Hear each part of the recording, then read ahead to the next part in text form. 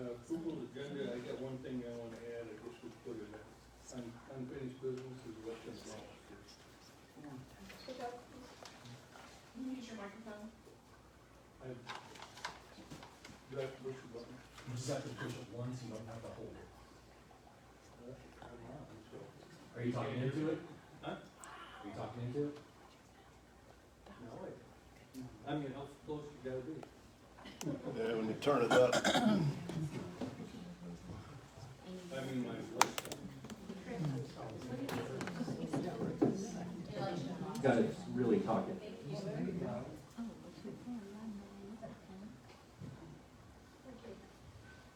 Okay, with that addition, do I have a motion to approve the agenda? Motion by Oscar, second by Eric, to approve the agenda with the addition of the election of officers. All in favor? Opposed? Motion carries.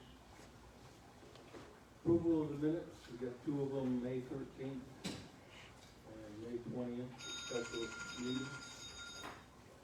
We have a chance to read them.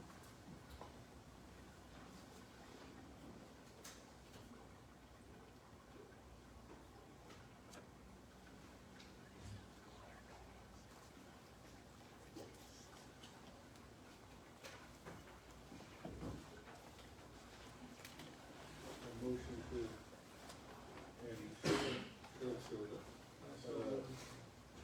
Are we approving them together or separately? just do them separate, I guess, May 13th first. Oscar made a motion to approve. I second. Chris seconded, all in favor? Opposed? Motion carried. The minutes of May 20th.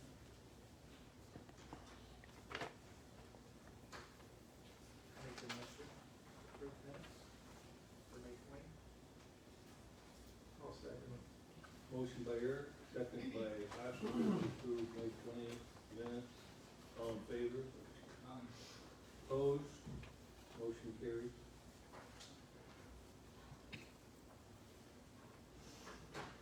All right, is anybody here, are you here just for the different public hearings, or anybody here just for the public forum?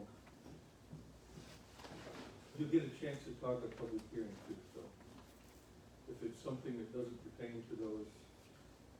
Everybody filled out for the hearing, for the items. You can't hear me? No, No. you need to turn up quite a bit. Well, I can't swallow this. Well, maybe you need to get a different microphone. Can't hear any of you. it. No. I will talk as loud as I can there. Who's been turning on? Jesus. I'm assuming nobody spoke up on it, so, close the public forum. First public hearing is Z 2025-03, 200 South Foreman, rezone to C1 Arts and Businesses.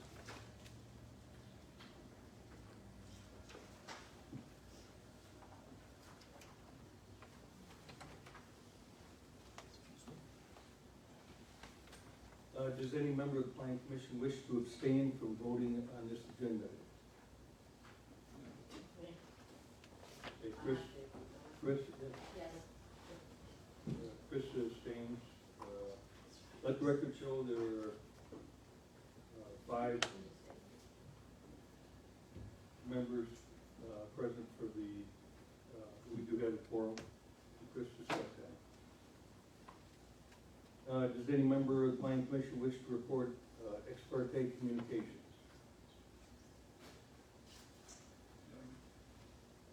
Let the record show there are no ex parte communications reported. The secretary has reported that a notice for this hearing was published in Ark Valley News on 4/10/2025, which is at least 20 days advance notice as required. The property owner and surrounding property owners were also notified by letter at least 20 days prior to the hearing. Therefore, I declare that notification requirements have been satisfied for the public hearing. I would now ask Dustin Bolton, or Dalton, to present a brief case report and recommendations.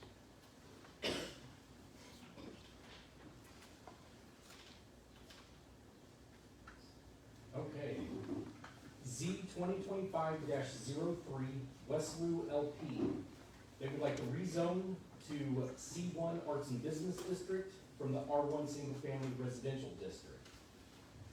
The property owner is requesting a zone change from R1 Single Family Residential District to C1 on 4 adjoining parcels generally located east of Oliver Street and south of Kechi Road on Foreman Avenue.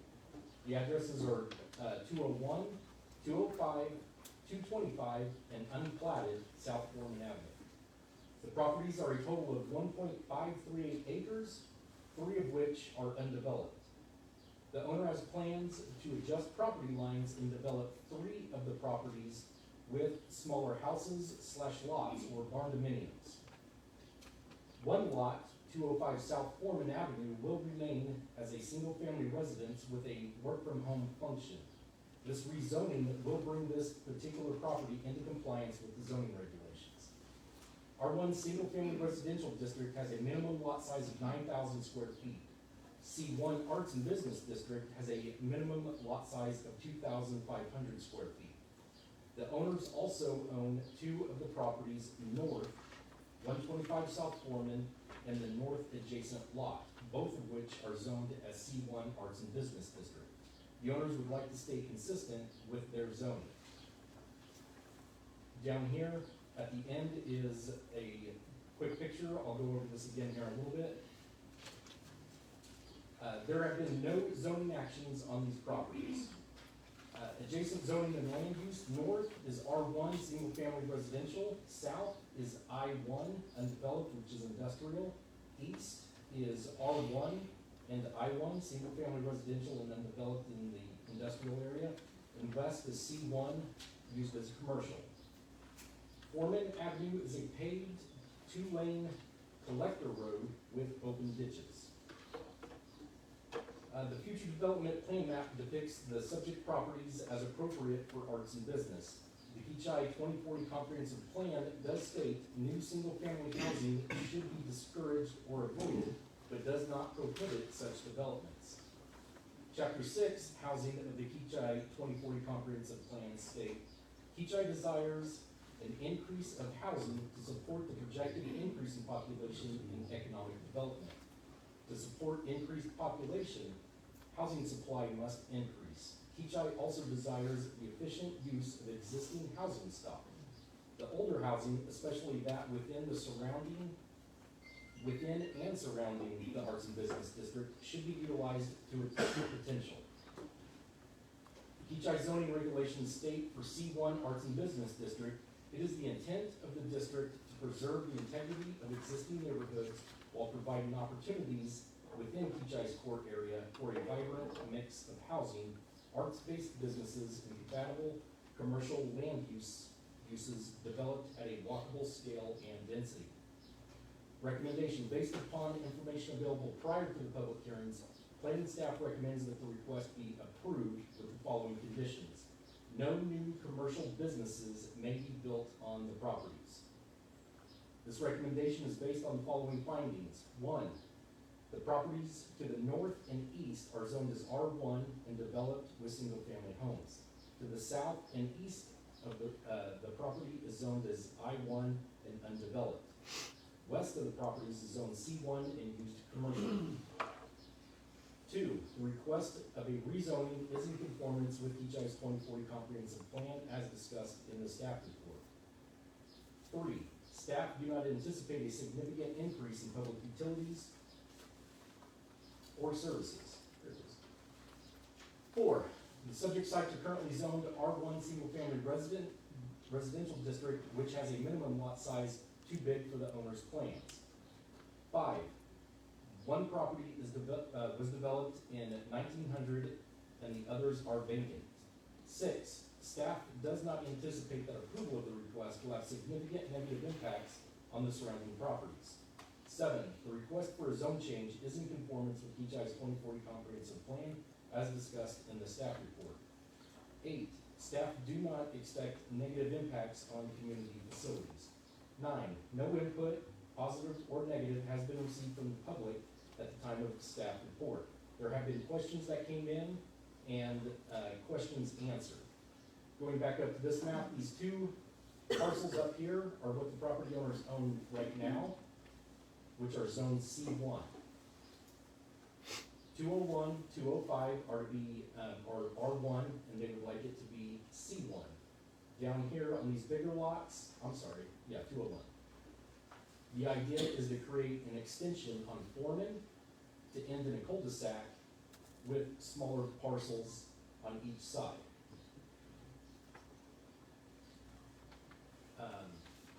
Going over conditions, no new commercial businesses may be built on the properties.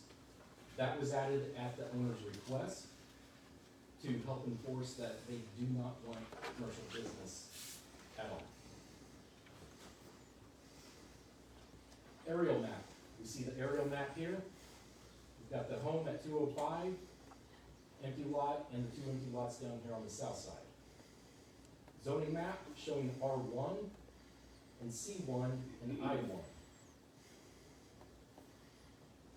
Future development plan map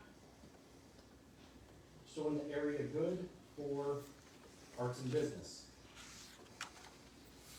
Site photos. The empty field to the south, looking to the west, north, and east. Does the commission have any questions for me?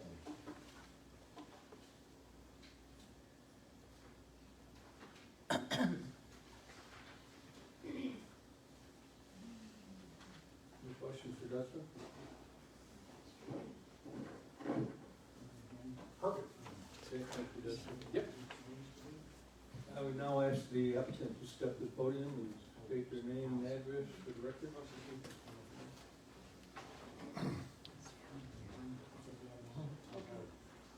Guy McKay, 4017 East 85th Street North. Representing Westland Enterprises. Okay, did you want to add anything to what Dustin said there? No, if there's any questions I can ask. So mainly, it's the. Single family. Single, or C1 is because of the lot size. Correct. We didn't want to limit ourselves to the 9,000 square foot lot for R1. So we wanted to make it smaller lot sizes. So, We don't know what's going to be required as far as roads, fire, and all that stuff. okay, so said no new commercial buildings, correct? But C1 allows business out of the home. Correct. Yeah, okay. So it could be something like that. Correct. Anybody else have any questions? So, see the road that's down there, who's gonna be paying for that road? We haven't got that far yet. I don't know if it's something that we need to talk to the city about. It needs to be a private road. I mean, we haven't really got to that point yet because of kind of wanting to get the zoning first to see what we can do. So we're open to either one. We don't have anything in the back of our mind what we want at this point. What about have you talked to your neighbors about if they're interested in buying a road? No. I have not. Okay. Yeah, I figured since that road would be private, that would probably just be spread over the lots that we developed. It wouldn't come backwards towards the existing houses down on Foreman. It would just be from that point forward, because that would be the new road. Now, how that's paid for through the specials or through private, I don't know. Yeah. Any other questions for Mr. Kay? Okay, thank you. So I guess I do have another question after this then. Go ahead. So, with the addition then of the new housing, would any of the older residents down there, would they be required to pay any sewers or water, anything that have to be adjusted for any of that? I'm 99% sure the answer is no, but I'm not the one that makes big bucks here, and I'm not on the city council, so my first instinct is to say no. The established residents there wouldn't pay anything. Those lots, if new buildings are to be constructed, need to be platted, so that would be its own little subdivision of 4 lots or 5 or whatever is down there anyways. So that, I believe that the specials would just be placed on those lots. So, yeah. Does that make sense? Okay. And then my other question would be, are you guys thinking about mobile homes? Mobile homes are not allowed in the city of Kechi unless they were already established here. Then Okay. they are legal non-conforming. Okay. And we're not gonna tell somebody in a mobile home, you gotta get rid of your home. Right, because they're already here. Exactly. Okay.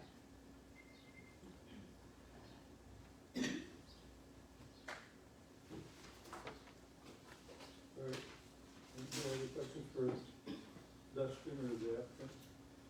I'll now open the public hearing. Do you have people that signed up for it? Cool. Go ahead and, Just start at the top. please, when you called, please come to the podium, state your name and your address for the record, and make your comments, according to the rules of conduct, that'd be really. Hey, Richard, the other side of the applicant would like to speak as well. Oh, okay, Sorry. go ahead. So the C1 zoning really is so we could utilize 201 because part of 205 encroaches on the property. We actually have somebody that is wanting to build something there, like a barndominium. He's thinking about $350,000, but we can't do that without making the lot smaller for him legally. So that's the reason why 201. But the back part, we have no problem signing a conditional use that it's residential only. And if we sell it, then they can come back here and do whatever they want, but the whole purpose is residential. But the reason why we don't have a plan is because we don't know how much the street's gonna cost. We don't know where the fire department's gonna make us do a hammerhead or a cul-de-sac. So the reason why we're wanting smaller lot sizes is if we pay an architect or even an engineer $20,000 or more, and then we can't use those lots because we can't reduce the size, they're no good to us. We can't do anything with them. But that's why we want 201 and 205 to be C1. The rest can do R1, whatever, so. R1A. So you know we're not gonna build, commercial on it. Absolutely. And, Oh, R1A fits your lot size. and we have an agreement to put that in writing. But if we sell it, that doesn't pass on to the next person. It could be 30 years from now, I'm gonna be dead, it won't matter. So, that's kind of the whole purpose of that. That we own 2 lots that are commercial C1. So if we wanted to do something, like the bed and breakfast or whatever, we wouldn't have to ask permission. So, that's just the whole thing. The not knowing the road size, the hammerhead, the cul-de-sac, affects street sizes and lot sizes, and that's why we're wanting to do I'm sorry? R1. R1A. Okay, thanks.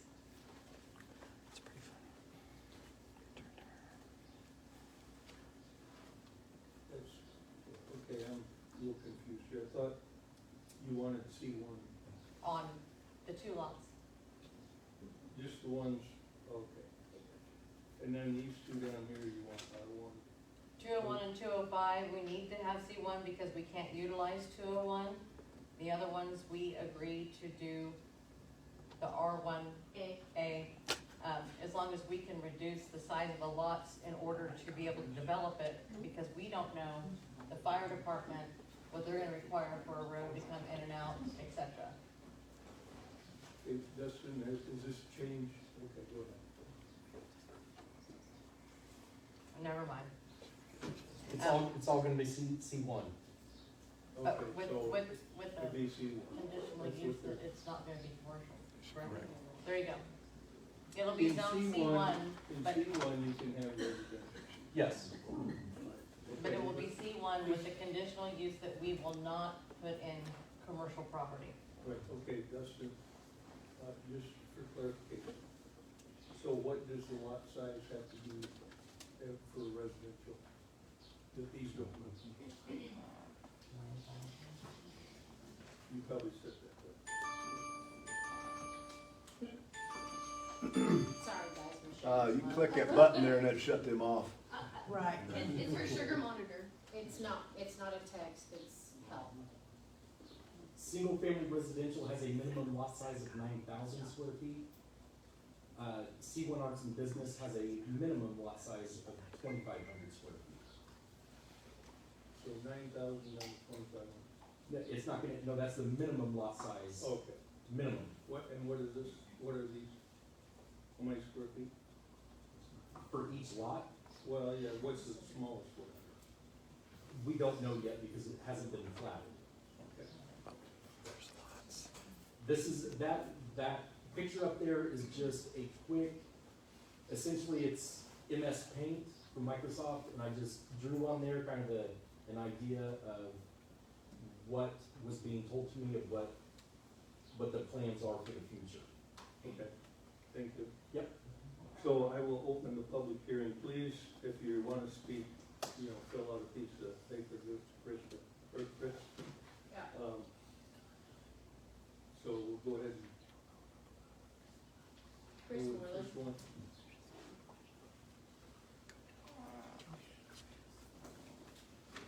County Commission, Chris Moreland, 501 North Shawnee Drive, Cheetah. Just a couple of things that I'm hearing that I think that, based on my experience, I think I might, would like to bring forward. You're doing a zoning hearing tonight, not conditional use, and when I was zoning administrator, I was always understood that if you approve something for a zoning district, that by property, you cannot say this is not allowed. So like saying, we're gonna put conditional use on it, that it could be commercial. Certain commercial uses are allowed in C1. So, I don't know, I'm sure you're probably gonna, maybe a determination by the attorney before the city council meeting on that, but that was always my understanding, so I just thought I'd bring that forward. And based on what you're saying, you would like to do, and you're worried about it moving forward, I think that it might be better to go at it as a deed restriction. For when you guys do this plat or whatever, that you file it as a deed restriction, that these cannot be commercial, and that would set it. And that would be a conditional use. No, that would be part of the deed. Just like some people saying, I don't want my property to ever be used for this. Mhm. And as it's bought, that's a deed restriction that passes through the ownership. So I would just make that suggestion, as well. And like I said, I think the two properties you're talking about tonight, I would agree, I would have no issues with them being rezoned to C1. That was in the Arts and Business District Plan. I think most of these properties back there on Foreman and stuff, we're gonna be rezoned along with the properties on the west side of Oliver Street. If we ever did a mass rezoning for the Arts and Business District, all of these properties back here were set to be rezoned C1. Any questions? So you're saying that they were set to be rezoned C1? Well, part of the Arts and Business District Plan was that certain properties would be rezoned to C1. The city has never there's only two persons that can do a rezoning request. That's the city and the property owner. So if the property owner hasn't requested it, then the city's gonna have to initiate it. And that was what the long-range plan was at some point, and I think kind of works in with the intersection redesign and everything else, is that the Arts and Business District was gonna be both sides of Oliver, even down 65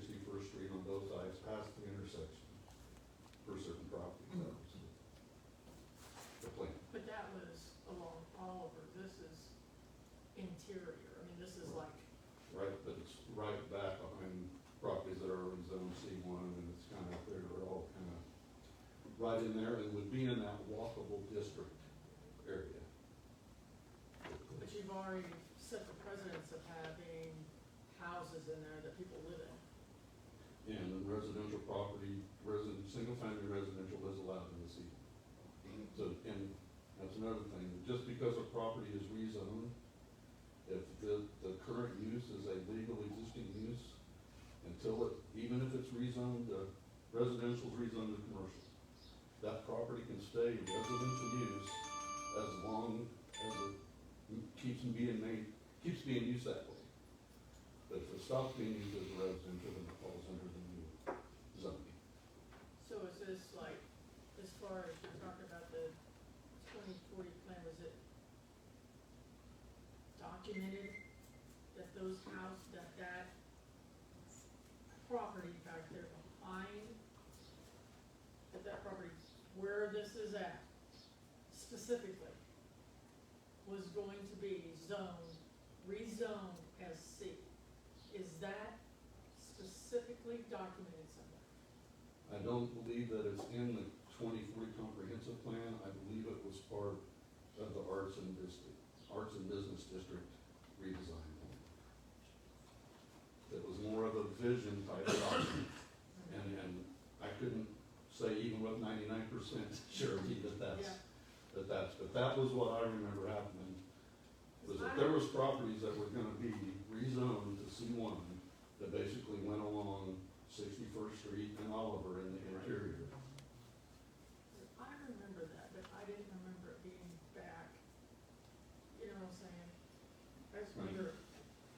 And like I said, a lot of that's where your guys' recommendations, everything come in like a lot of these fringe type things. Is this where we want the boundary to be, or do we want to go back? Or, Absolutely, so, absolutely, okay. I see what you're saying.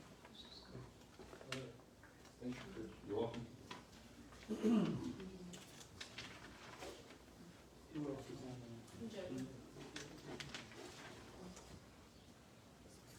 Jen Harris, 109 West Chippewa. Good evening, commissioners. Thank you, Chris. As I looked at this, not with the background from what Chris is sharing,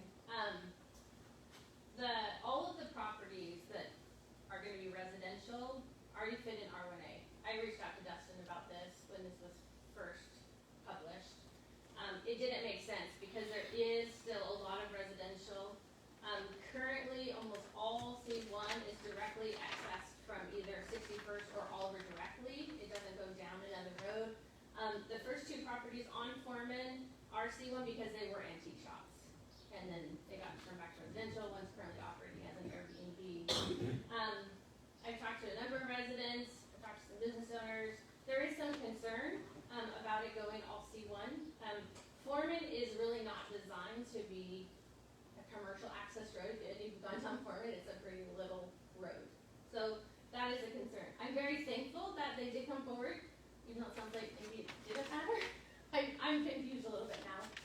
That they are putting a condition on themselves that they would not build any commercial buildings down at the end of the road.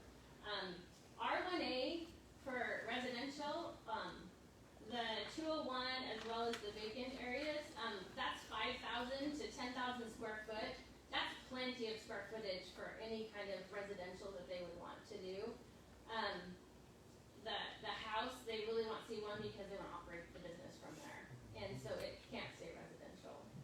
And so there are concerns. I hope that there would be weighing part of the neighborhood, how they're feeling at this time, and they're concerned about what could happen down there. Honestly, I was concerned hearing the 2,500 square foot because with that square footage, you could put 10 houses at the end of the street on an acre.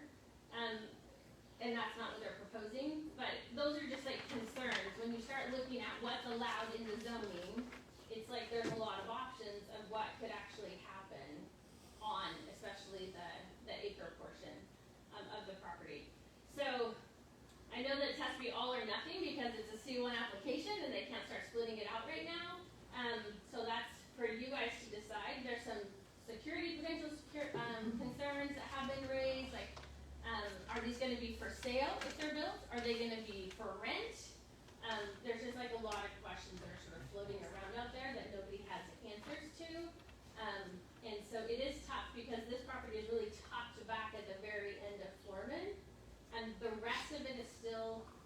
residential, except with, Airbnb, that is residential in a way because people are coming there to stay.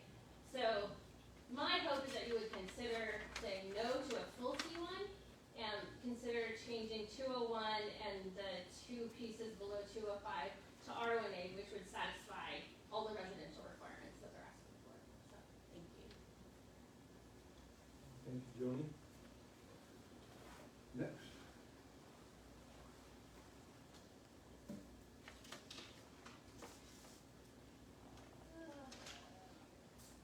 I'm not sure what's a BZA. I think that's all that has filled out a form anyway. I would like to say something. Go ahead.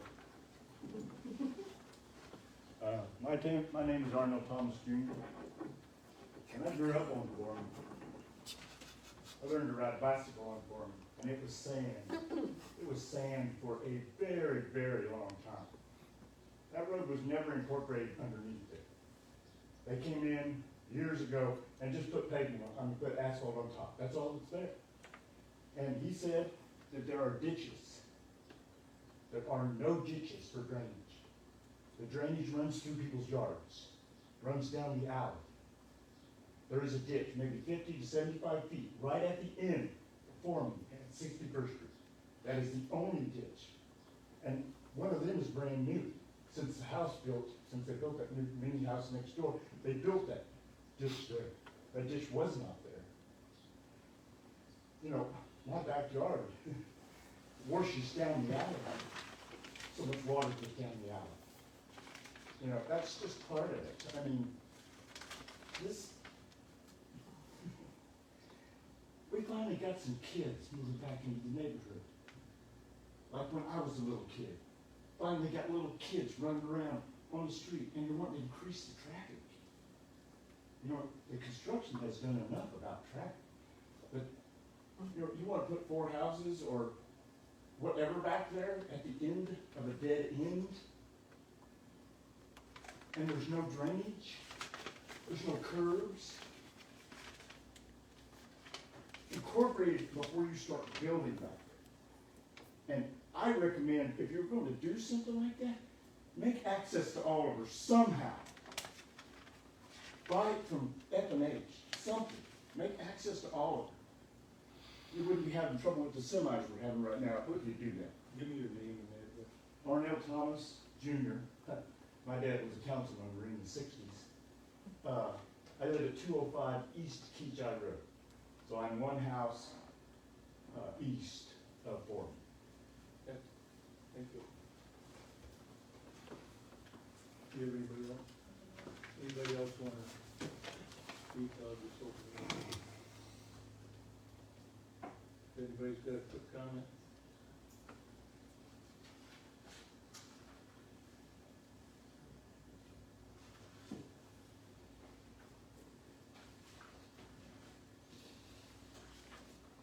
Okay, any final comments from the public, or I'm gonna close the public hearing? I hereby close the public hearing. I'll ask the applicant if they want to answer anything that was, to clarify anything, give you another chance. Either one? No?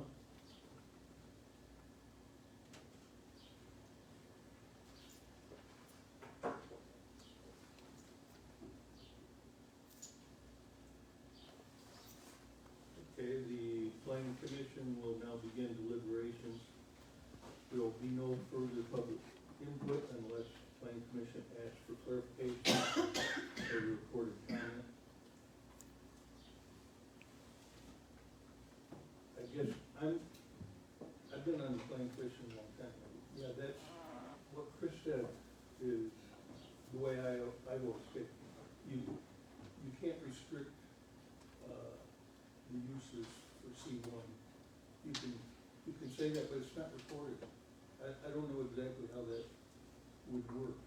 At any time in the future, changes hands or anything that's allowed in C1 could be, unless you did something like he was talking about a deed restriction or something. You can do, the property owner can do a deed restriction. Yeah. zoning is like a conditional use, it follows the property, it stays with the property, even if it changes hands. So the zoning, we can put a condition on it, we can tell the applicants to paint all their houses pink if we want to. But we're not doing it. No, we're not doing that, but we're saying don't build commercial businesses. But I mean, this is a zoning request, so once you change the zoning. But it has a condition that you can't put commercial on it. The only place that's recorded is in the minutes that you probably won't be able to find. I mean, where are you gonna record it? Can I tell you? Go ahead. Conditional use means it's a one-time use for this, it's conditional. If, in Sedgwick County, through the planning commission, we had 5 acres, cause there was actually a tiny home, by God, and, we did a one-time conditional use that tiny home could be there, and when the tiny home left, it was no longer valid. So if we say we're gonna build residential, we can put a thing saying we are not allowed to build commercial. We don't want commercial. Okay. Does that make sense? Right. So Yeah, we did a we are not conditional doing use. a conditional use. Huh? We're not doing a conditional use. This is putting a condition on a zoning change. Then put it on the zoning change. So, any other questions or comments that So- people want to make? Okay, so I am confused on why it is it's exactly that we do want C1. Cause I'm looking through the differences between C1 and R1A. And so really,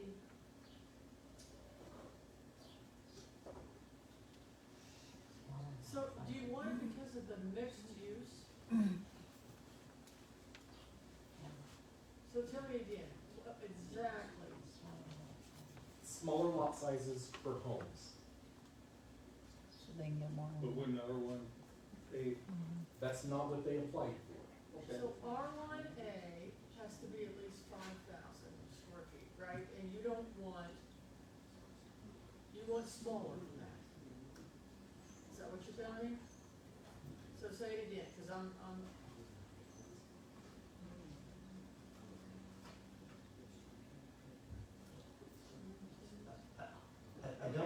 I don't think once we get road sizes in there, easements,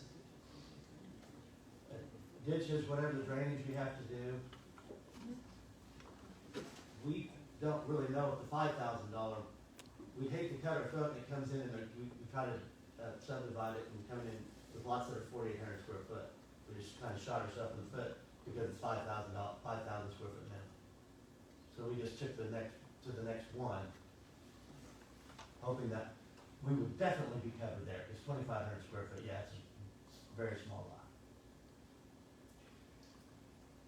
Okay, the other thing, this commercial C1, okay. C1 district has been around a long time. And it was, set up to allow all these, existing homes that were on real little lots.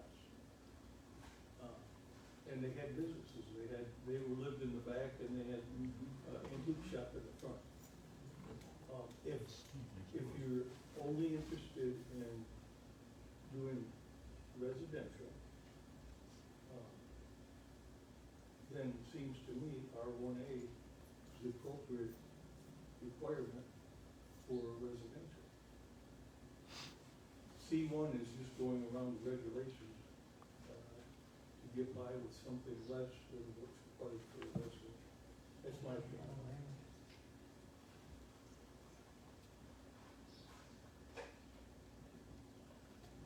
Anybody else that have any comments?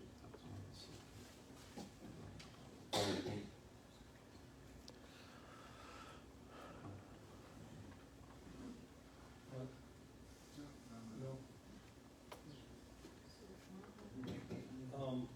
It's R1. R1A. So for the R1, how many square feet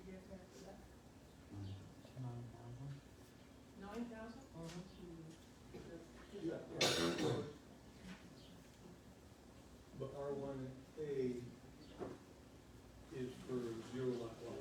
It's a So that tiny house over there that they just put in, what did they have? How many square foot did they have? Is it C1? Yes, the tiny home is C1. And that was built while it was C1 as a residential property. It could have been commercial, but it was built as residential, as a tiny home. How many square footage is it, she asked? The lot, Yeah. 135 by 50. 135 by 50. But it's got so many easements that encroach it, the actual building size. 135 by 50. That's her lot size, yeah. It's 6,750. Right. I was just trying to pull.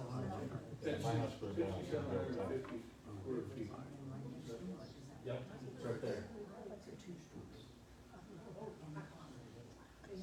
Okay.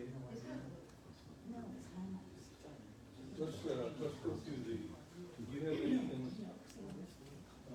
that you want to add to what Jessica said on the?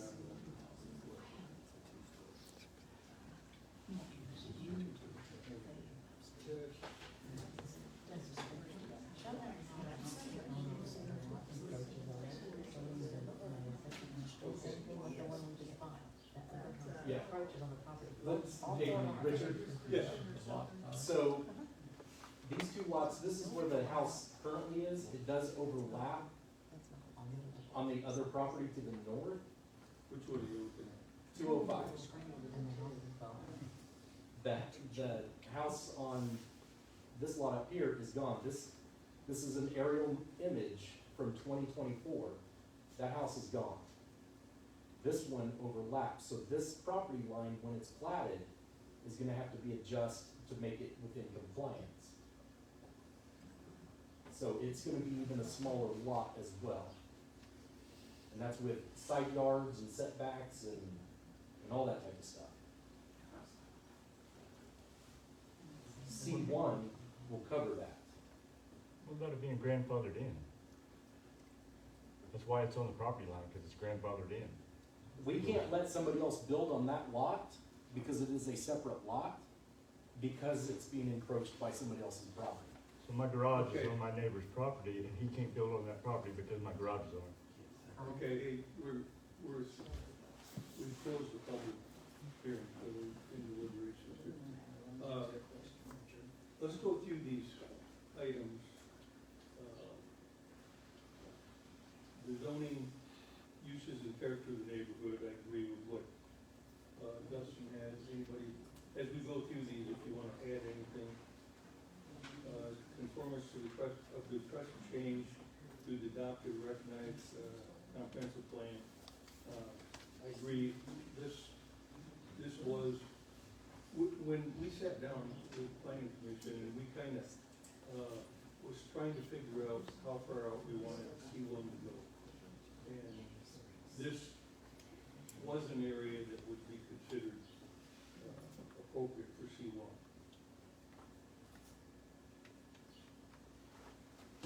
The number 3, adequacy of public utilities, agree with that. Suitability of the subject property for the use to which it has been restricted.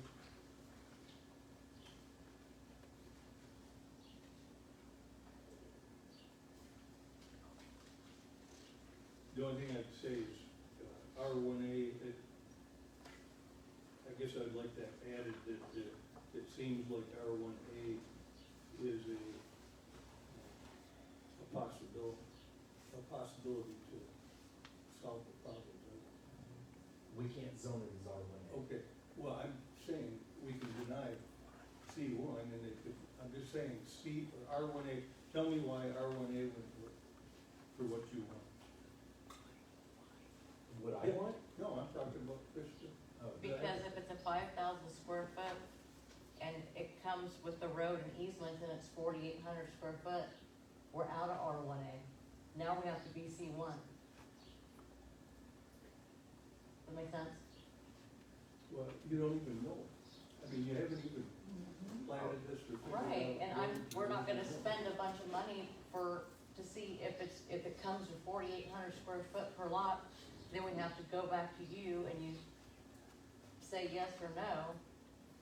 That's between the fire department, the city, we don't know how much room they're gonna want. We have to comply to that. But if it's 4,800 square foot, then we're out of the ballgame again and have to come right back and ask for C1.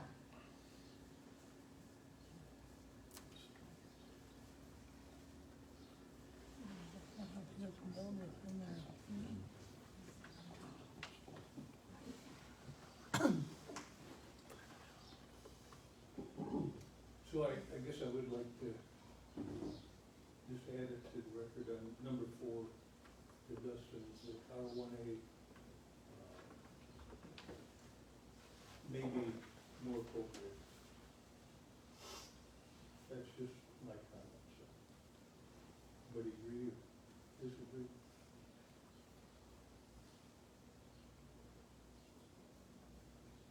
Extent to which the removal of the restrictions will detrimentally affect nearby property.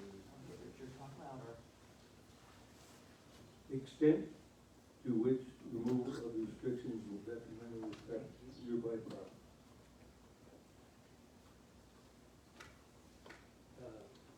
If you restrict it where you couldn't do commercial, which I don't think you could do with changing it to C1, there wouldn't be any impact. But I don't think you can do that. So I would add that in. What do you want added? Well, basically,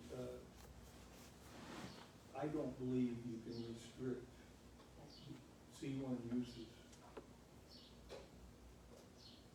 if we change it to C1.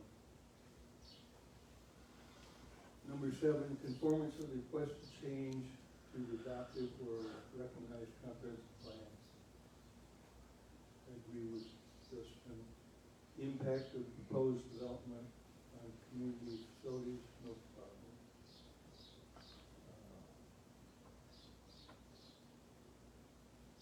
Anybody else, got anything else to add? Any questions for anybody? Ben? So on number, let me ask you this, on number 9, so are you, when you talk about this, is this just written input? Or verbal. So what about the people, like, You're recording that, right? right? I mean, you're recording that. So the people that have spoken, Wasn't there somebody that spoke the last time that we had this? Wasn't there a woman that said something? About this case, I don't remember. we tabled it last time. We took it off the agenda. Okay. Yeah, we didn't even talk Maybe about it. Oh, okay. Okay. Okay. Any other comments? Things you'd like to add? How can we get clarification on that that's enforceable? Can't hear you. Can't hear you, Richard. Might turn it up. You need to stand up and talk. City's going to invest some My money. question is, how can we enforce that following condition, that no new business? How will we get clarification in terms? To bring it to the, attorney. That was my question.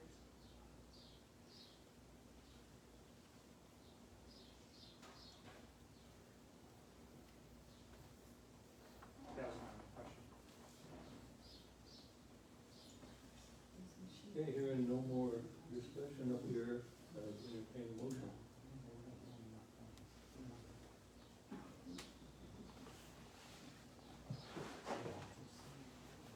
Well, if there's questions, then how can we do a motion? Well, you can either approve with a recommendation, approve with the recommendations, approve with a condition, or you can deny it.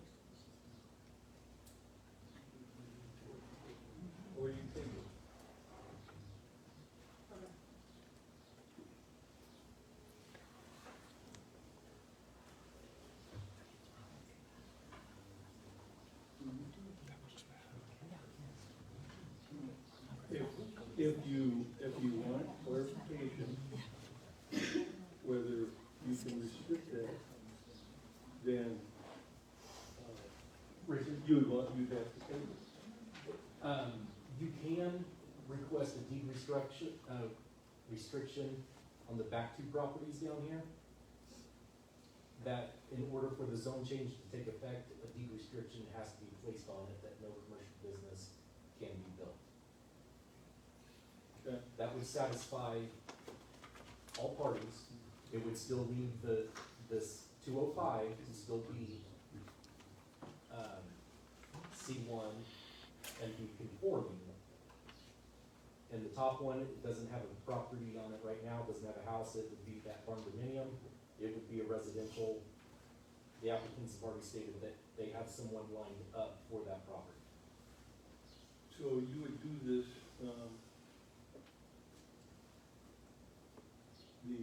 number two approval with the condition of, instead of what Dustin had here on page 3, he said no new commercial business may be built on the properties.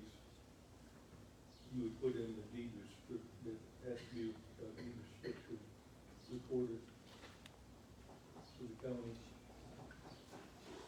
for what are the properties? You said there's 201 and 205? Now, this guy right here, and this guy right here would have the deed restriction. They're not in West yet. Yeah. Oh, okay. Now, that one's, what, 225? My eyeballs can't see it.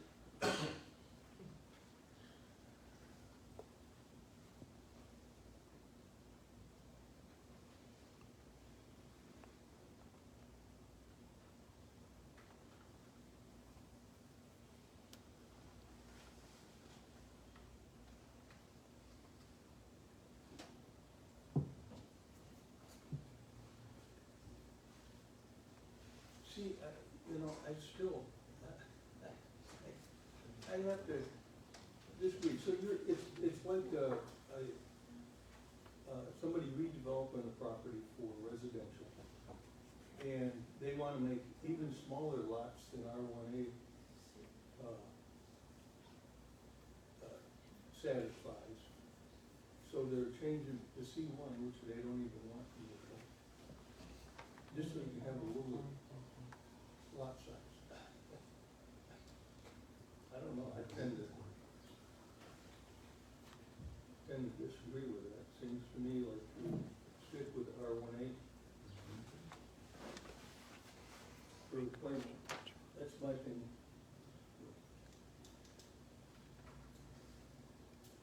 I said I'll entertain a motion.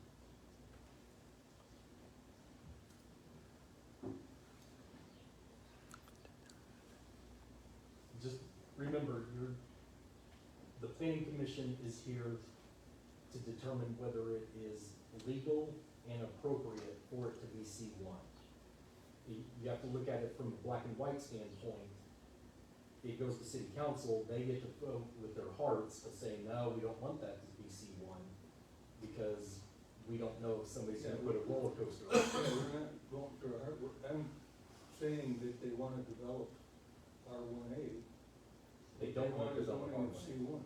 They want to develop C1 They as want, residential. they want to restrict the smaller lot size residential. Okay. Smallest one you got, Or C1. well. Okay, whatever you guys, like I said, decide if you wanna make a motion.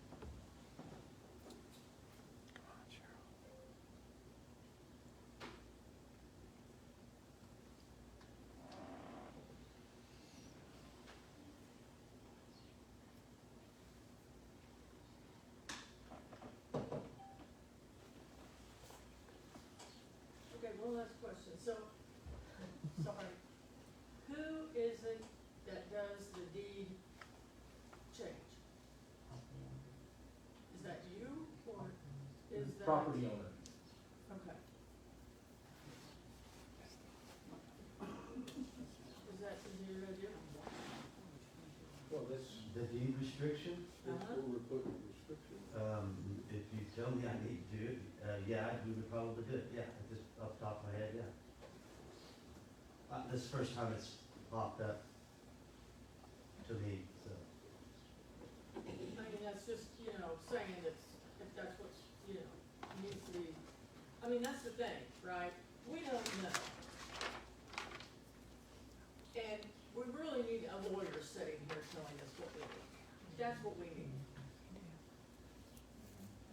Because none of us are. So, If you want me to That's say, where I'll, we're at. if you want me to say I'll put a deed restriction on that, I mean, if that's, I guess we could do that.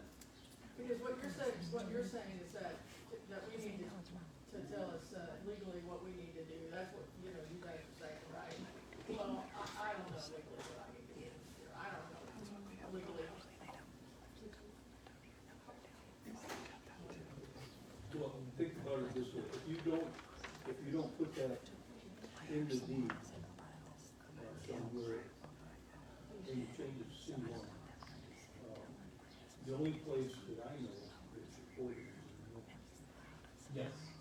And the building permits and other things that come in through us, we would see that and know you can't do it. Chris, you got- go ahead.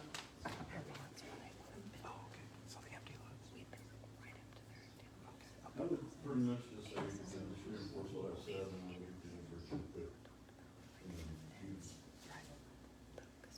so, can't put a condition on the zone.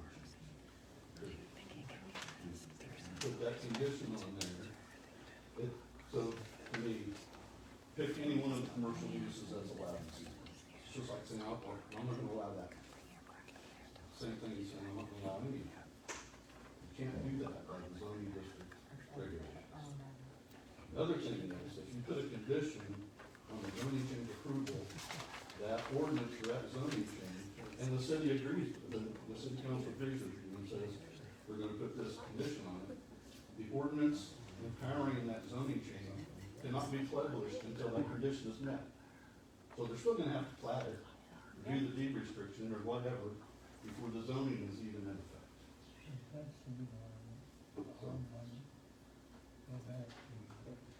I mean, I pretty much agree with you. And, to me, it's, the biggest one that comes back to me in my real estate knowledge is 80 Quick Trip in town, Wichita Road, you look at it. They put a deed restriction on all their properties, saying when it sells, this cannot be a liquor store, this cannot be a convenience store, this cannot. And this goes on, believe me. Very limited things that you can buy an old Quick Trip and use it as. Use it like an office, an entrance office, a hidden office, maybe a dry cleaner, something like that. But they put a deed restriction on it, but it's the property owner that does it. And you can say that there's a condition, but until they meet that condition, the zoning can't be enacted. Thank you.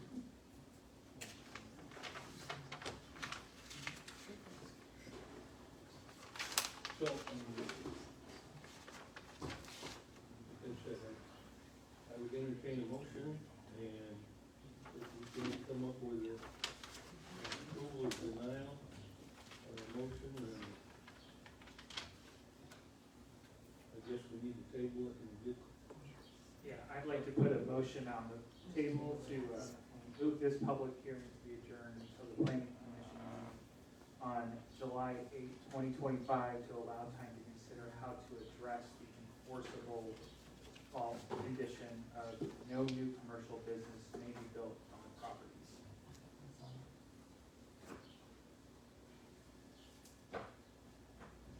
I'll second that.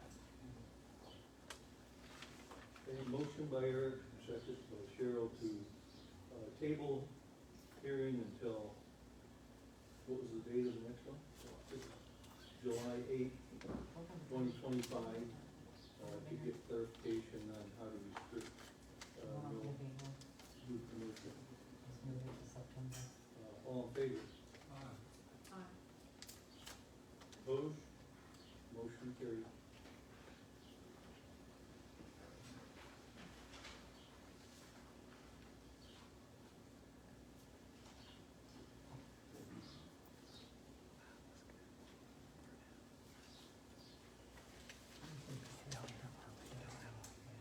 I now call agenda item 7B, public hearing for case number 20Z-2025-04. Request for annexation zoning to be the R2 multifamily residential zoning district, base zoning district. Does any member of the planning commission wish to abstain from voting on this agenda item?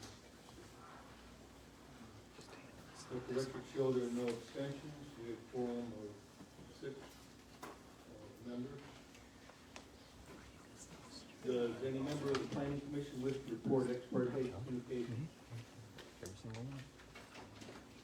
Let the record show there are no ex parte communications reported. The secretary has reported that a notice for this hearing was published in Art Valley News on 5/15/2025, which is at least 20 days advance notice as required. Property owners and surrounding property owners were also notified by letter at least 20 days prior to this hearing. Therefore, I declare that notification requirements have been satisfied for this public hearing. I know, now we'll ask questions to present a brief case report and recommendation.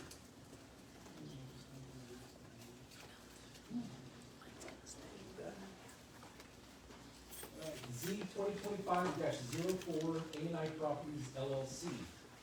The request, property annexed by the city of Kechi to be zoned as R2 multifamily residential district. The current zoning is A, I'm assuming for agricultural, which is in the county. It's generally located on the southwest corner of 69th and Rock Road or 79th Street East. The property address is 7923 East 69th Street North. The applicant is requesting property to be brought into the city as R2 multifamily residential district. The property is generally located on the southwest corner of 69th and 79th Street East of Rock Road. Subject property is 76.633 acres, undeveloped and unplatted. The applicant is planning to build in phases with duplexes on the southern part of the property and eventually having single-family homes on the northern. There is no case history on this property. The property is unplatted and has never been developed. Adjacent zoning and land use to the north is county, it's farming, ranch operations with improvements. To the south is R2 and A1, multifamily residential and single-family residence. East is, and west are F county, county farming, ranch operations without improvements and with improvements. 69th Street North and 79th Street East are arterial roads, dirt roads with open ditches.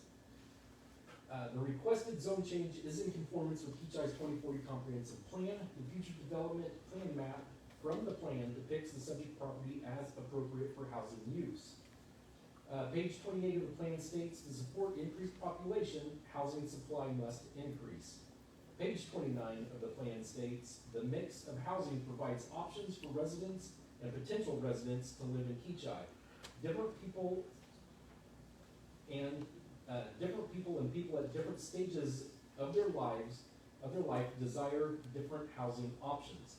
Different sizes, owner, rental options, cost, and type provide insight into the housing mix. Based upon information available prior to the public hearings, planning staff recommends that the request be approved. This recommendation is based on the following findings. The property to the north, east, and west are unincorporated and zoned as F through Sedgwick County. They are developed with single-family residences and for agricultural use. Property to the south is zoned agricultural and multifamily use. 2, the request of a rezoning is in conformance with Kechi's 2040 comprehensive plan as discussed in the staff report.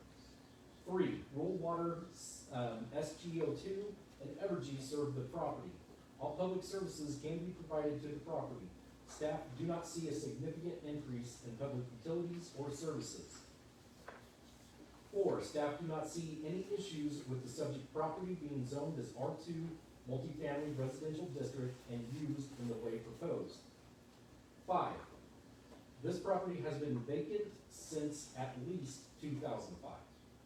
6, staff does not anticipate that approval of this request will have significant negative impacts on the surrounding properties. The request for a zone change is in conformance with Kechi's 2040 comprehensive plan as discussed in the staff report. 8, staff do not expect negative impacts on community facilities. I have spoken with the Public Works Director several times. I even checked with him a third time today. Housing going in that area will not hurt the sewer system. I know, I believe Cheryl, you had that question the other day. If our sewer system could support it, it can. 9, no input, positive or negative, has been received from the public. Here's an aerial map. You've got 69th Street up here on the top, 79th or Rock Road here on the east. Zoning map, white is county. We've got agricultural right here on the south side of it, and then R2 to the south, which is Rock Point. And then the white adjacent to it on the northeast and west side is all county.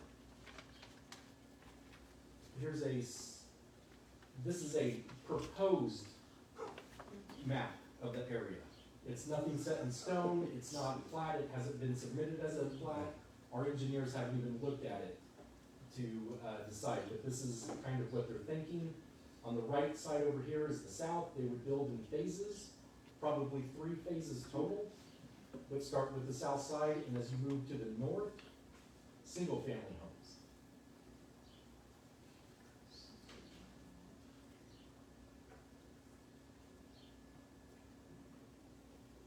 We go, function, rural housing.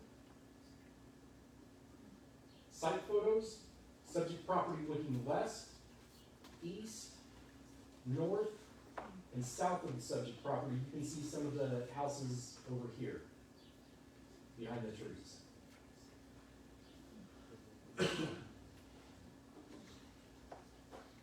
So the intent is to connect to water and sewer. Yes. Okay. And can you tell me on that, for that area in Rock Point, it flows, what, into town, or does it go down the highway, or where does it go? Are you talking about the sewer system? I believe. I've got this.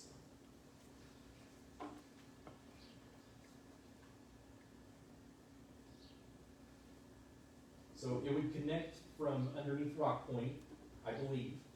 Again, I'm not the Public Works Director, I don't have all that information, but it goes down, and then it comes along Teakwood.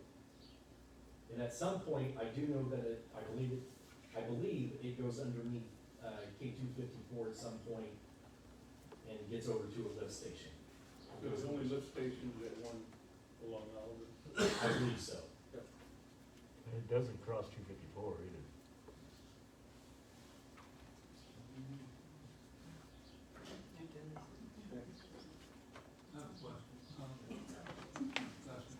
On that draft plat, Yeah. how many lots were there? If I were to guess, I want to say the plan is to have about 200 houses. I want to say that the closer number is 189, something like that, but 200 just to set the bar low.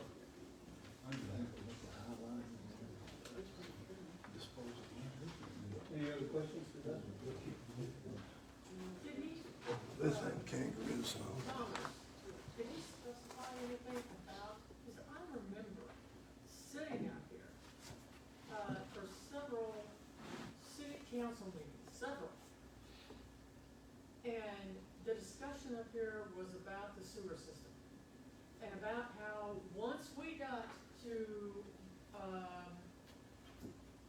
it was out east, it was like, cause I know that where I live, that we could go to like, so, a couple of miles north and that was it. But it was done. where we're at, I mean, out here to the east, that sewer system could not go any further. Okay, so, for this here, Yeah, we are only looking at a zoning change. The other's important.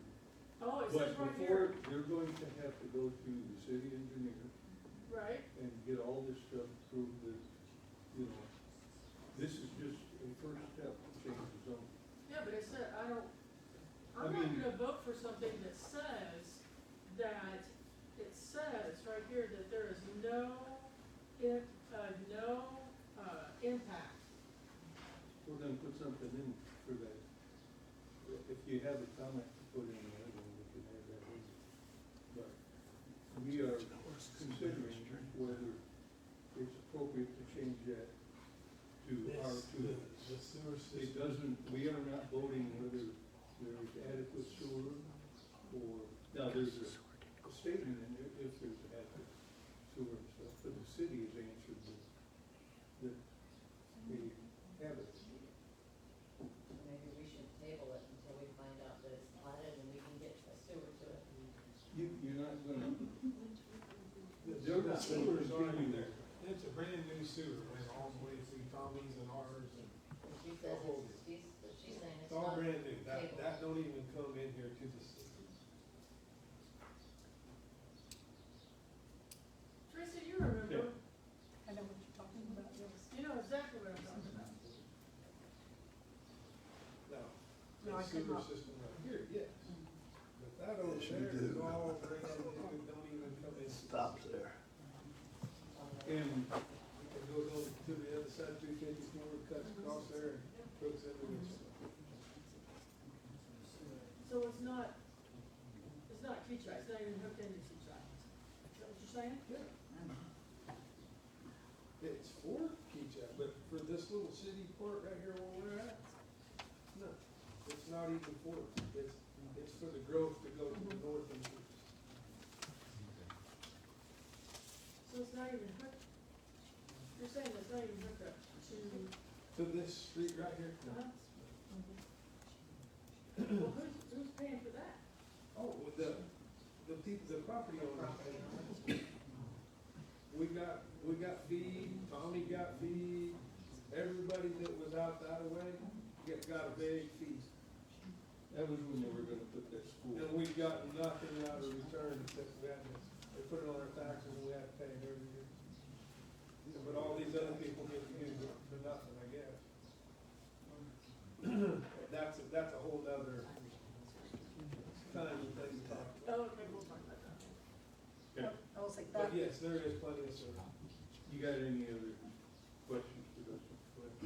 No? Thank you, guys. I was like, that portion of the sewer does not go through the sewer lift station. That portion of the sewer is south of 254, because it does come down Huffman, and so it does not go through the lift station like this stuff does here. Okay.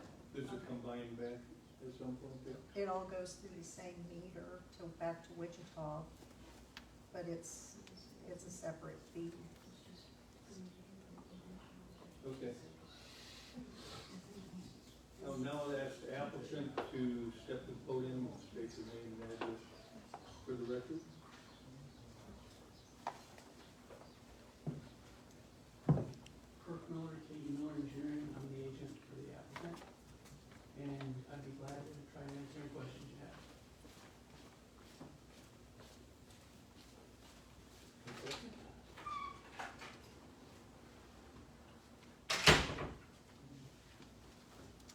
Thank you. Okay, thank you. I will now open the public hearing. Do you have anybody signed up? I do, Jimmy. If you would like to You have speak, someone right please here that sign wants to go up. first. Oh, sure. Go ahead. Patrick? I'm Patrick Matson, 7101 E 69th.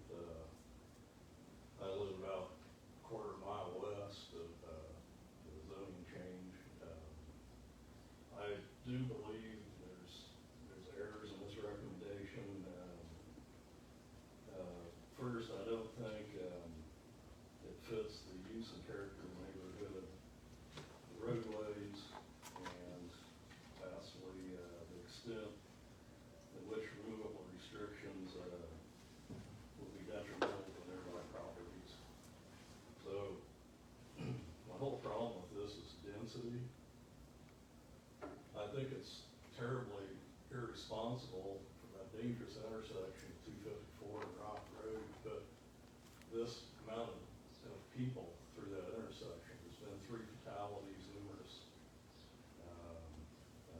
accidents down there. 3 directions for property is just township maintenance.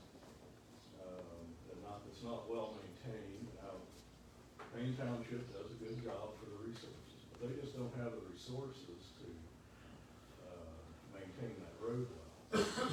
So you go west from 69th and Rock, there's a one-way bridge past my place.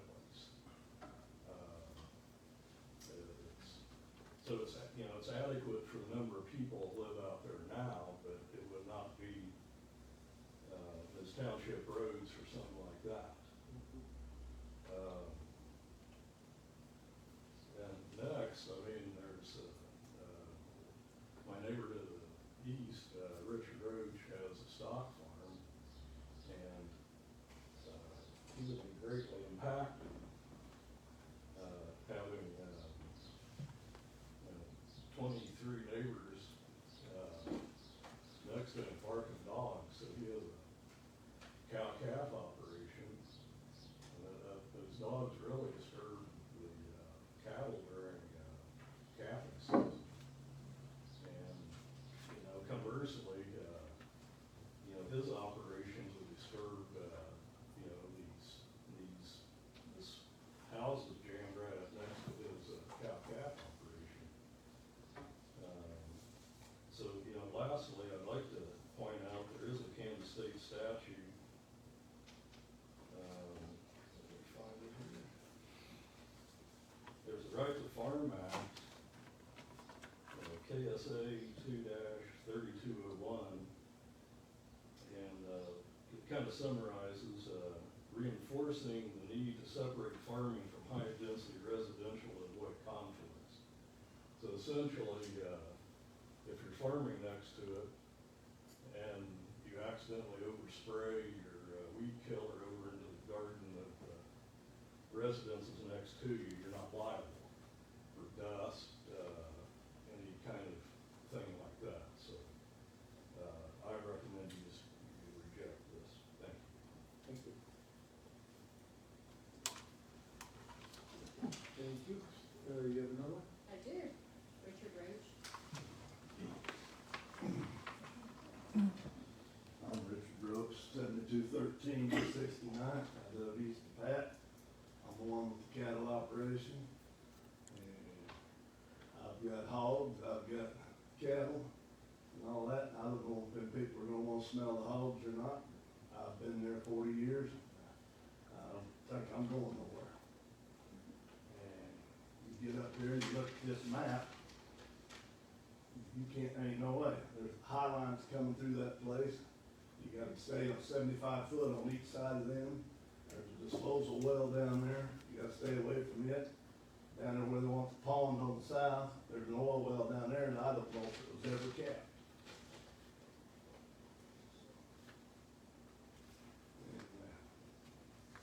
I don't think, then, and up on the hill there, that's right on top of the hill, there ain't no way the pond's gonna stay. They have pump water. And I think we need to check. I think, rural water is running low on meters anyway. So I don't think it needs, I think you need to reject that. Thank you.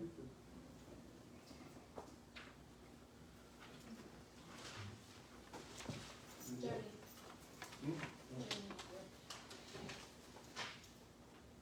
Once. Would you like my husband? Sure. Sure.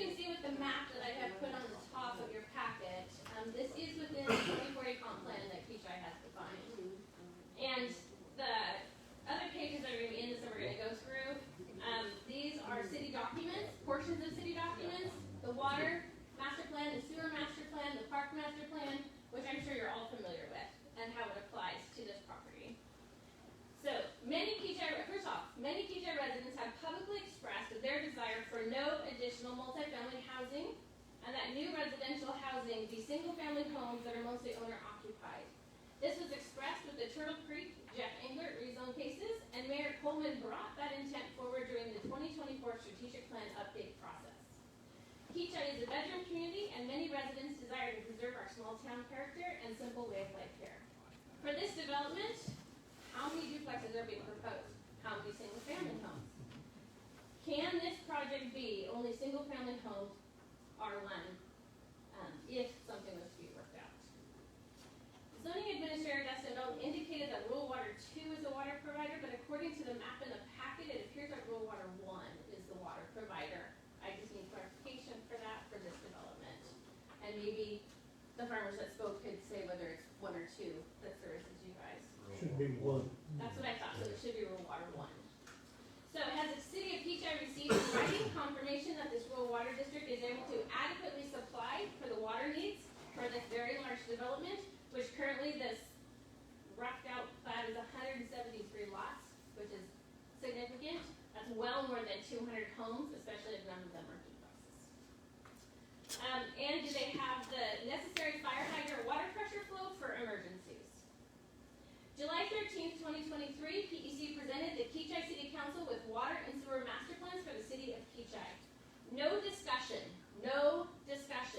has occurred by the city administrator nor the city council regarding plans to implement phases, what's next, or even what measure of implementation the city is considering regarding these plans and the future growth of the city of Kechi. I have included the 2-page conclusion for the water master plan, which contains important overview information for the future growth plans for Kechi. The next page is Figure 2, the development map for City of Kechi that they've proposed. And this proposed housing development will be located within E. This was originally designated as a commercial growth area. The next page shows the fire hydrant coverage currently, and obviously that would have to be added for any kind of housing development. The next page is Figure 11, proposed pipe looping improvement. From the PEC Water Master Plan, you see that there is a proposed pipe looping on the eastern and northern borders of this property, as well as proposed 2 million-gallon water tower, which is referenced in the 2-page conclusion I provided for you. The next 2 pages are regarding Kechi's current sewer system. The following 2 pages are options for the west side improvements to the system. Again, you see E and future work to be done along the northern border should this sewer master plan be implemented. Concern. In considering the rezone with an annexation request before you, how is the city's water and sewer master plans impacted? Is the decision before you, the planning commission, solely based on the rezone request, or is there a weighing of this decision based upon the city's water and sewer master plans and how this development fits or does not fit within that plan? The water master plan clearly indicated a proposed water tower for this property area as part of a whole system upgrade. Has the city decided not to consider this proposal? That would be a decision for the governing body to make, but no discussion regarding the water and sewer master plans have occurred since the initial presentation was made. It is stated that rural water will be supplying water to this new development. Dustin has indicated that our Public Works Department has said there's no problem with adding in the sewer that's required. However, as was mentioned, it has been said again and again and again that our sewer system is headed towards crisis. So I would like confirmation that that truly can happen and for clarification from the city of Kechi. And if there is expansion, current residents and business owners should not shoulder any costs related to expansion of the water or sewer systems, and that was stated clearly in the 2022 survey of Kechi residents, but only involving upgrades or repairs needed for the current system serving the city. Is there a guarantee by the city of Kechi that developers will be responsible for all costs to add any water and sewer infrastructures needed for a new development? The Kechi Parks Master Plan 2021 also includes this area, and the next few pages in your packet pertain to this topic. The plan indicates a park should be located in this general area if there's development, as it is some distance from Kechi Park.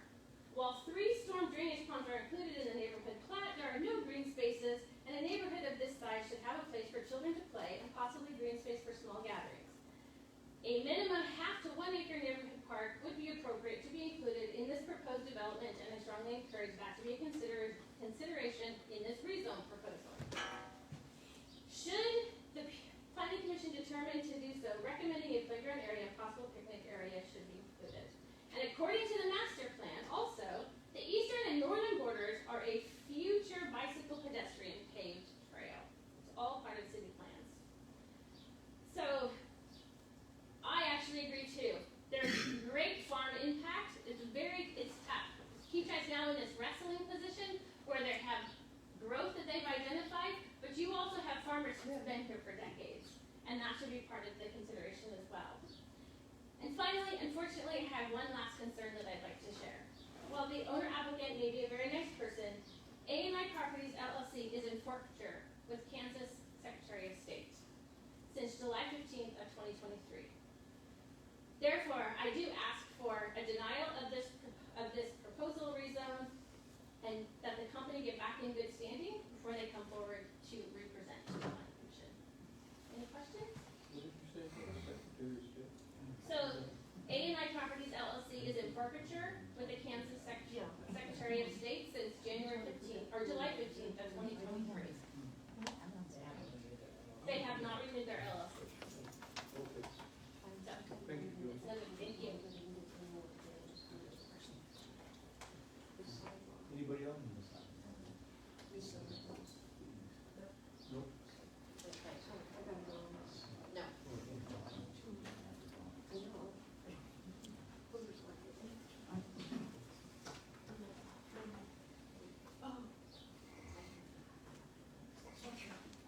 No. Any other final comments before I close the public hearing?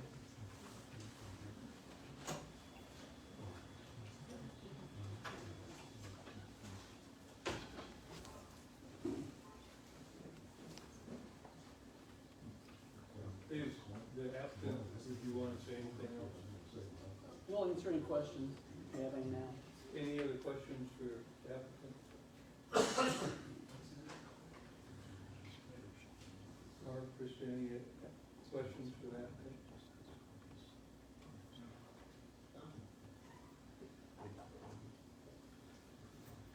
Yeah, anybody else?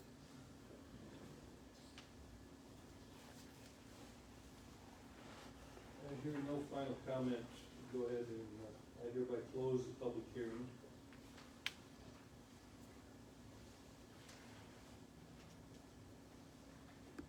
The planning commission will now begin deliberation. There will be no further public input unless the planning commission asks for clarification of the recorded comment. Okay, so you want to go through Dustin's, did you want to add anything there, Sarah?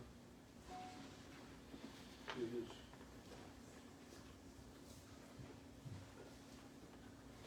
Yeah, I'd like to,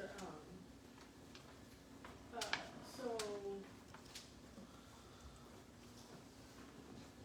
yeah, with some of the new information that's brought up, is there any, have we talked about, do we know about, like, getting these proposed water towers, or any way to, okay, talk about any of the, here again, you know, we've gotta talk about, you know, if we're gonna have any of these recommendations about adequacy of public utilities, roadways, or any public service relative, then we need to put, you know, staff do not anticipate a significant increase, then, you know, if you're gonna add 200 and some homes or whatever, then, you know, that is a huge increase to what we currently have today. So, okay, so it's, we need to put something in here that says, hey, have we thought about this? so you see what our job is here. We are asked whether we can change this to R2, this is not Right. R2. We don't know anything about the water or sewer, right? You don't know if it's adequate, but the city has said, their staff has said that they don't see any problems, that they feel it's adequate. Now,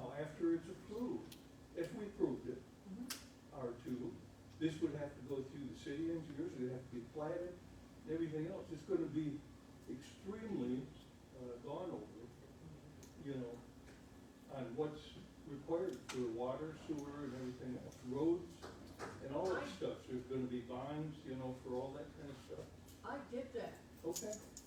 I get it totally, right? Right. But I'm not gonna say, I'm not gonna, you know, I'm not gonna say, So are sit here and say that I am gonna say, oh, yeah, this is great, yeah, okay. No, we're gonna put something in here that says, hey, you know, we need to take, you know, but we understand that we need to take a look. We need to take a look at this. We don't. The Well, city does, Well, and the city engineer. Right. Right. You can add anything you want there, but make it clear that Right.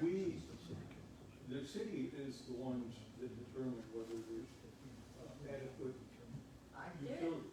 totally, Okay. I get it. So, what do you wanna add? You say what you Oh, I wanna don't add? say, we don't need to table it, I'm just saying that we need to put a comment here that says that we need to, that we understand that,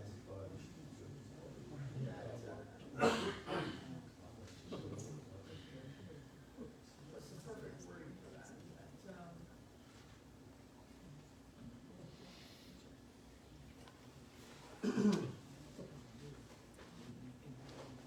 Because it says that recommendation is based on the following findings.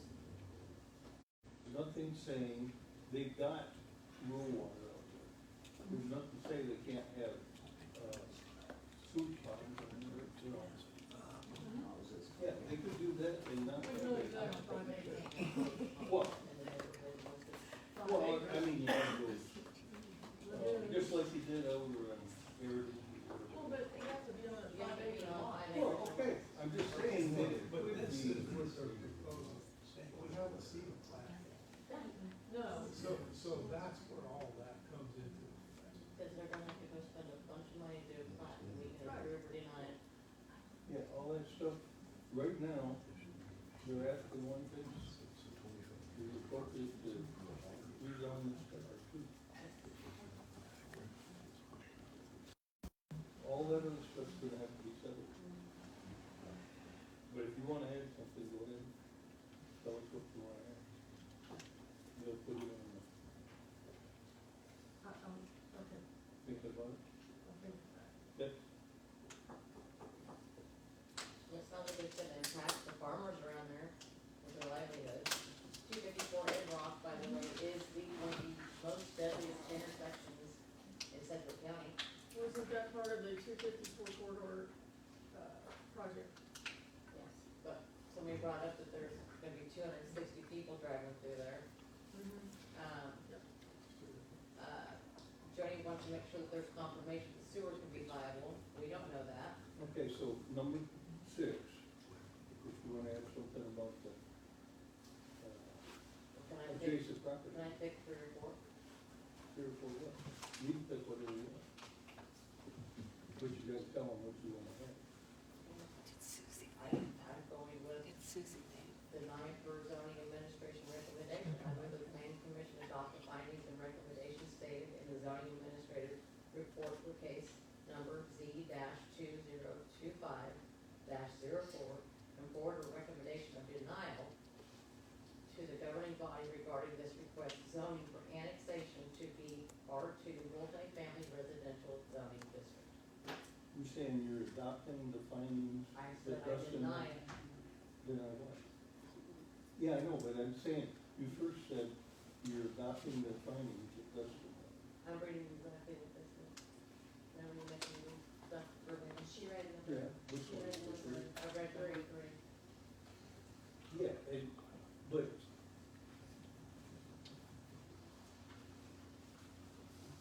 you're adopting, you have to put in some kind of reasoning that you're denying it. Right now, Dustin has put in here these 9 items. Well, then tell them that it has to be added to the record. She doesn't have to give a reason. I don't have to give a reason. Deny, she can. Like, you know, She doesn't have to give a reason. If you wanna, you can do that, okay. Then we'll take a vote. You It's make a okay. motion. We don't have enough We have a- information.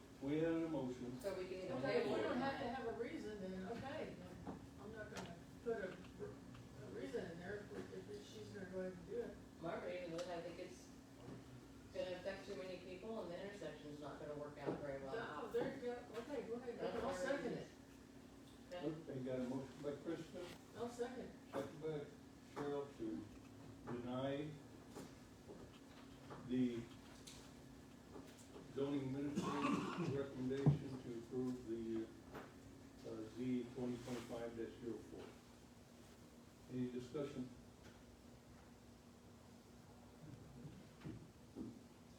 Okay. I'm gonna ask her, how you vote? Okay, Cheryl, are you going to, Eric? Okay, Kristen I said Deny. deny, but and Mark? No. Okay, I can say it. motion carries to deny. Send the.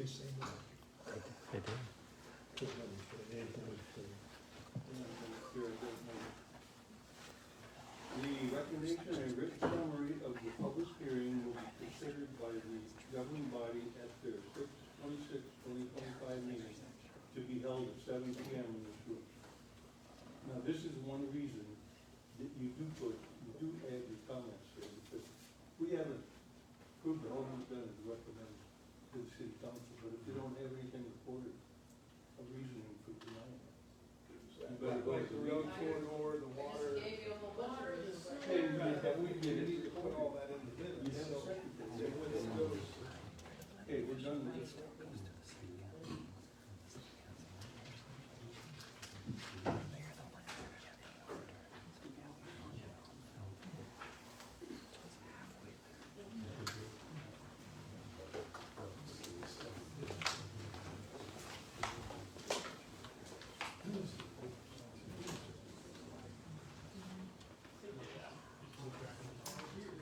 Okay, I need a motion to convene as board. Okay, I, Richard Wolf, move the planning commission be recessed and the board of zoning appeals reconvene. Do I have a second? Okay, motion, by me and second by Eric.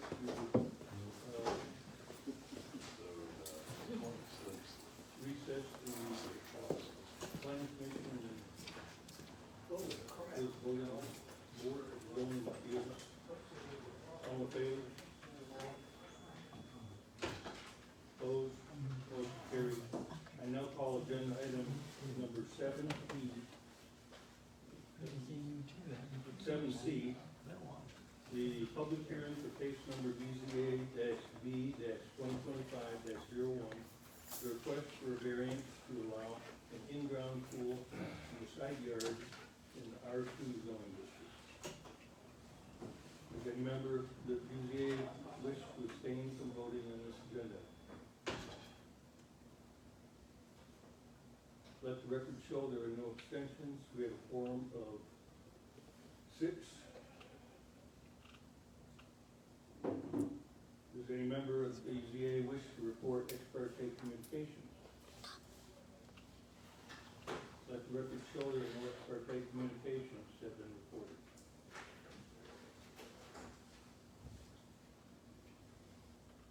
The secretary has reported the notice for this public hearing was published in the Ark Valley News on 5/15/2025. The notices were mailed to the applicants and 28 owners of record of real property in the notification area on 5/12/2025, all of which is at least 20 days advance notice as required. Unless there is evidence to the contrary, I declare the notification requirements have been satisfied for the public hearing.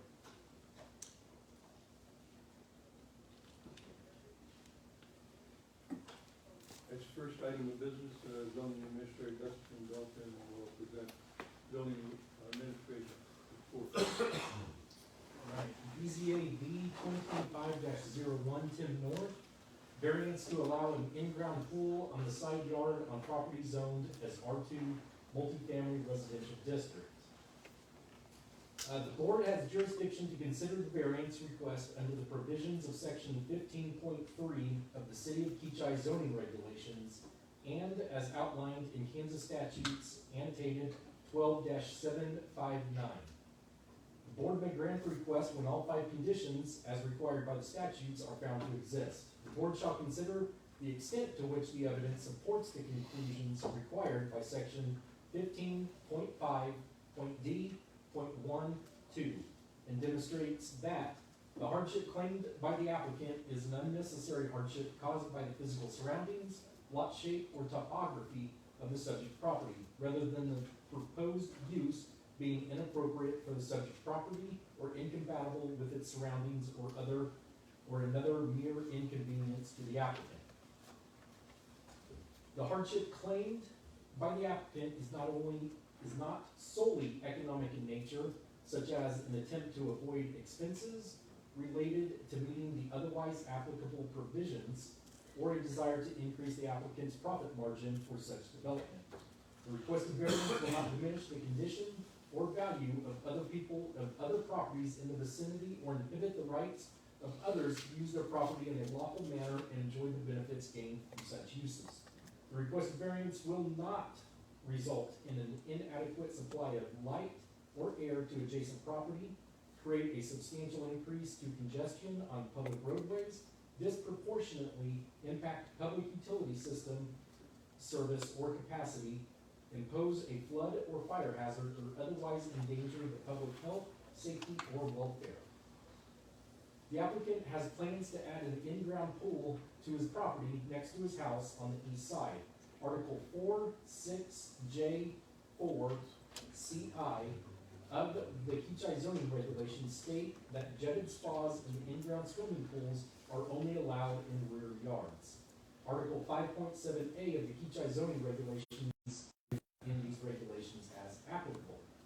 The applicant is planning on the pool's edge being at least 14 feet away from the east property line and about 18 feet from the north property line.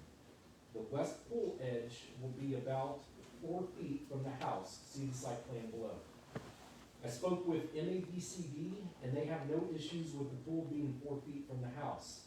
City of Kechi Public Works Director Thomas Bevins said that the pool being outside of the easement on the east property line is good. See recommendations and site plans below. The BZA is authorized to grant a variance in accordance with the standards outlined in section 1505D of the zoning regulations.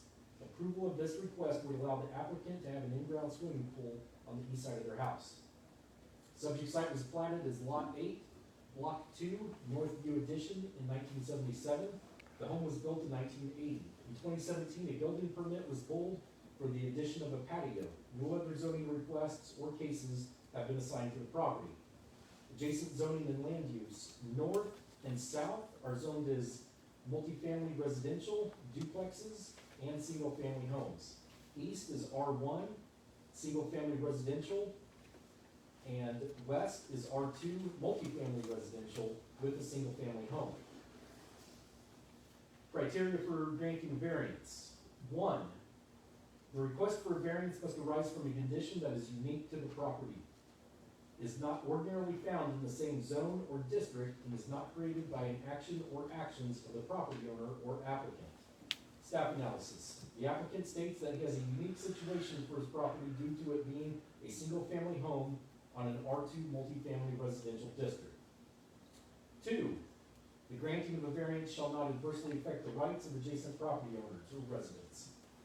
Staff do not see that the rights of adjacent property owners being adversely affected. 3, the strict application of these regulations will cause unnecessary hardship upon the property owner represented in the application. Strict application of the regulations would require the applicant to have the pool on the northwest corner of his property or not at all.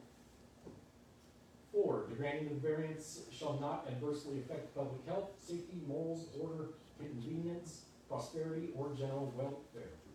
Proposed location of the pool will not change the supply of air or light, has no impact on public streets, fire danger, endangerment to public safety, or reduction or diminishment of property values in the neighborhood. 5, granting the variance will not be opposed to the spirit and intent of the zoning regulations. Granting the variance will not oppose the spirit or intent of the zoning regulations. Recommendation: should the Board of Appeals determine that all 5 conditions necessary to the granting of the variance can be found to exist, then it is the recommendation of the zoning administrator that the variance to allow an in-ground swimming pool in the side yard be granted subject to the following conditions. 1, the city will not be responsible for reinforcing or repairing the pool should the event arise when access or utility repair is needed in the easement. 2, the applicant shall comply with Article 4-402, Section 303.2 of the City of Kechi Building Code. Swimming pools shall be completely surrounded by a fence or barrier with at least 48 inches in height above the finished ground level measured on the side of the burial pool. Gates and doors and such burial barriers shall be self-closing and self-latching. Where the self-latching device is less than 54 inches above the bottom of the gate, the release mechanism shall be located on the pool side of the gate. Self-closing and self-latching gates shall be maintained such that the gate will positively close and latch when released from an open position of 6 inches from the gate post. No existing pool enclosure shall be removed, replaced, or changed in a manner that reduces its effectiveness as a safety barrier. 3, the property owner shall dechlorinate the pool before draining the pool, so no harmful quantity of chlorine, uric acid, or other chemicals are introduced to the MS4. Attachments, we've got an aerial map showing the house here, we've got Shawnee and Cherokee. Pool going over here, kind of where the number 8 is, for lot number 8. Zoning showing R2 and R1. Future development plan map showing the area good for housing. Site plan, north is at the top of the screen. You've got the pool about 4 feet from the side of the house. There's an easement, this is the fence and property line over here on the west side. 10-foot easement plus another 4 feet, that would be the 14 feet away from the property line. This is a part of the plat showing that there is an easement. It's a 20-foot, so 10 feet on each side. It's a center line easement. It'll be down here, but, site photos. North of the subject property, you're looking north. East of the subject property. South showing the R2. And west showing a single-family home in the R2 area.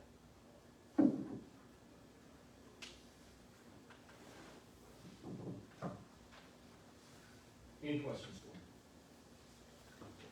Is the fence a privacy fence? Yes.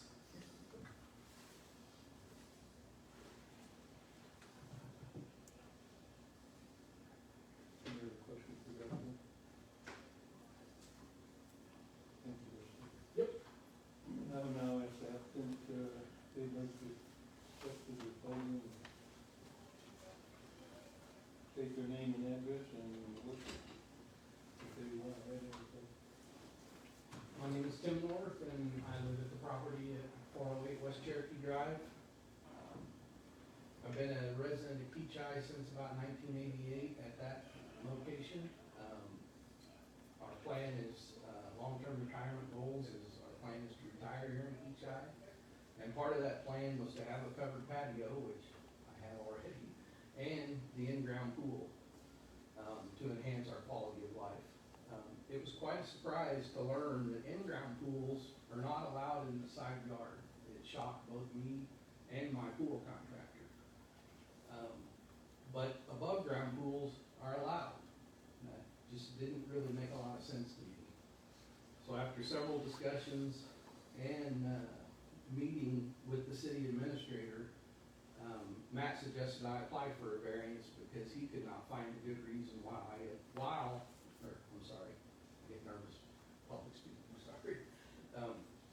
he could not find a good reason why in-ground pools are not allowed, but above-ground pools are.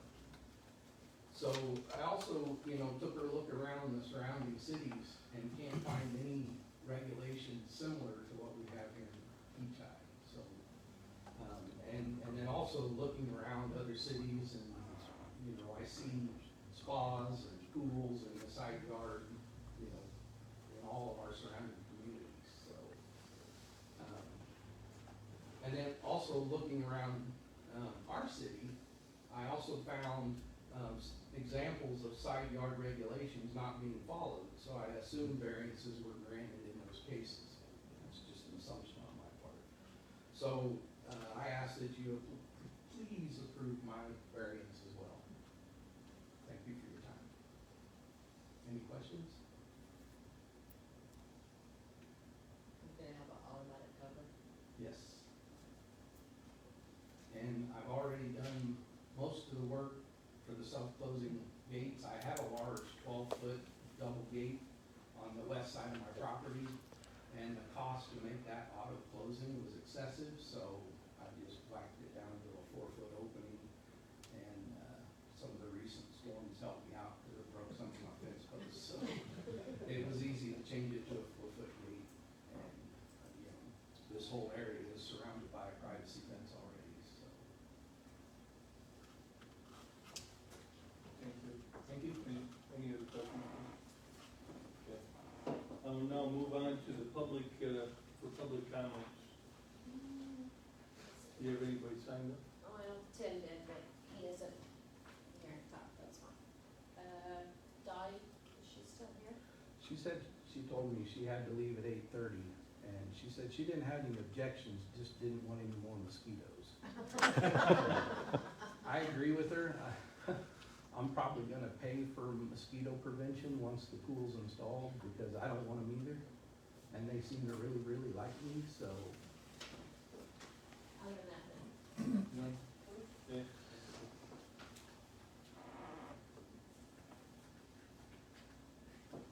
Any comments from anybody?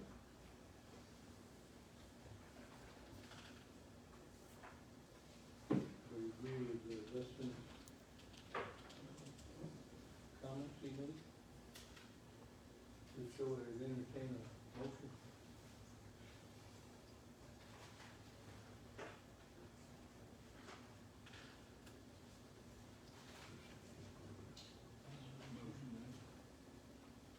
I move the Board of Zoning Appeals adopts the following recommendation stated in the zoning administrator's report for case BZAB 2025-01. Motion by Mark, second by Ashley to approve BZA-B-2025-01. All in favor? Aye. Opposed? Motion carries. All right, so I would move the planning commission, reconvene the planning commission. Second? I second. Second by Eric, all in favor? Opposed? Motion carries. Okay, last thing on the agenda is election of officers. Normally we do that in May. We missed it, so looking for anybody who would like to do. Right, so when we keep Richard out of church, anybody else want? I second that. You do something. You wanna do it, Chris? No. I'll go with the vice chair. Mark is stepping down. So, Been doing that long enough. Time for some fresh blood.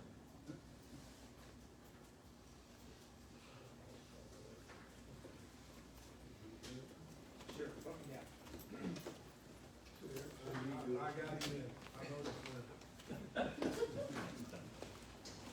okay. If anybody else wants to. You do such a good job. Okay, thank you. So we'll go ahead and make a motion. I so we're weeks after. That,